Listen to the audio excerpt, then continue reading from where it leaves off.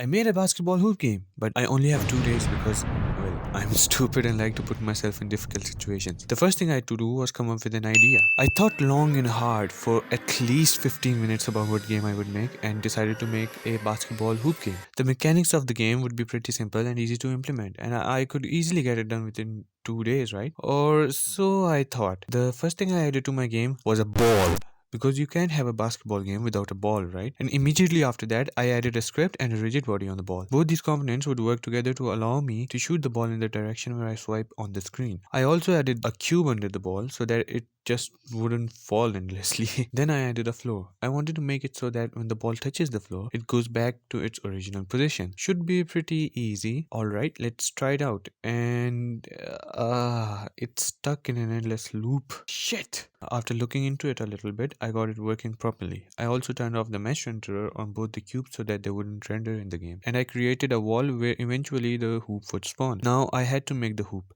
So I opened up Blender and got to work. But you see, I'm not very good at 3D modeling. So the final product looked more like a basket than an actual hoop. But don't worry, we'll make it look much more like a hoop in the game. Hopefully we will. So after a whole hour of trying to import it into Unity, I finally got it working and the hoop was in the game. Now, time to make it look better. I wanted to make the net feel realistic, so I searched on how I could get it done. This is when I found out about the Unity cloth system, which is a great system for simulating clothes in your Unity game. Anyways, I added the cloth system onto the net and it turned out much better than I thought it would. At that point, I became quite tired and decided to call it for the day. On day 2, I started by adding a collider to the hoop. With this collider, you can decide when the player has scored and add points accordingly. I tested it out and it pretty much worked properly in the first try, which is pretty rare for me, I'm not gonna lie. The game had most of the basic mechanics done now, but there's a problem. It's way too easy and simple. So I decided to make it a little more difficult. First,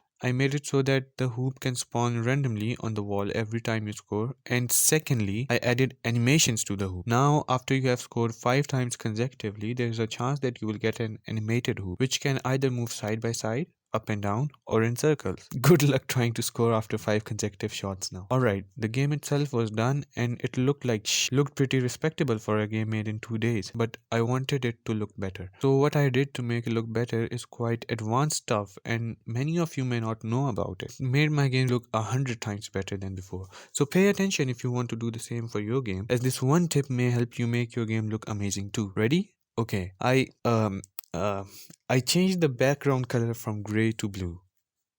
I mean, look, it actually does look 100 times better now. And the final thing was to make the ball an actual basketball. Because, it is a basketball game and the ball literally looks like a clown's nose at the moment. So I found this really good basketball texture on the internet and downloaded it for my game. And now the game looks, okay, I'm not gonna lie, it still looks like shit. It's not the best game, but let's be honest here, it looks much better than before at least. With this, the game was done. I added the finishing touches like a display of your score, your high score, and some questionable sounds.